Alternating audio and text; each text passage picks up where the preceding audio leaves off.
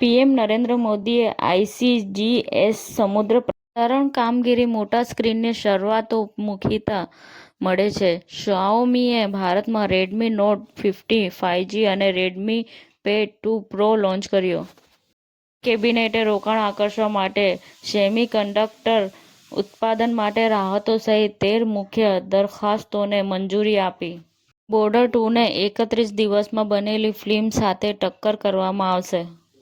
સિનેપોલિસ ઇન્ડિયાએ ફોવિસ પ્લેટફોર્મ હેઠળ blockbuster food festival launch કર્યો.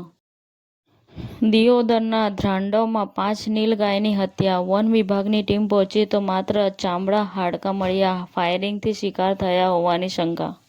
લેક્સસ ઇન્ડિયા વર્ષ 2025માં LM અને LX મોડલ્સના નેતૃત્વમાં અલ્ટ્રા લક્ઝરી મોબિલિટીની પસંદગીમાં વધારો.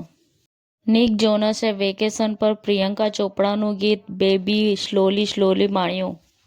બાબા સાહેબ આંબેડકર ઓપન યુનિવર્સિટી ખાતે ધારાસભ્ય શ્રી પાયલ કુકરાણીની ઉપસ્થિતિમાં રોજગાર ભરતી મેળો યોજાયો. સમાચાર ટુડે ન્યૂઝ ચેનલની ટીમ અને જે સત્ય છે તે જ બતાવશે. આપ જોતા રહો સમાચાર ટુડે ન્યૂઝ ચેનલ. ગુજરાતની ધરતીનું ગુજરાતીઓ માટે જ, એટલે કે સમાચાર ટુડે ન્યૂઝ.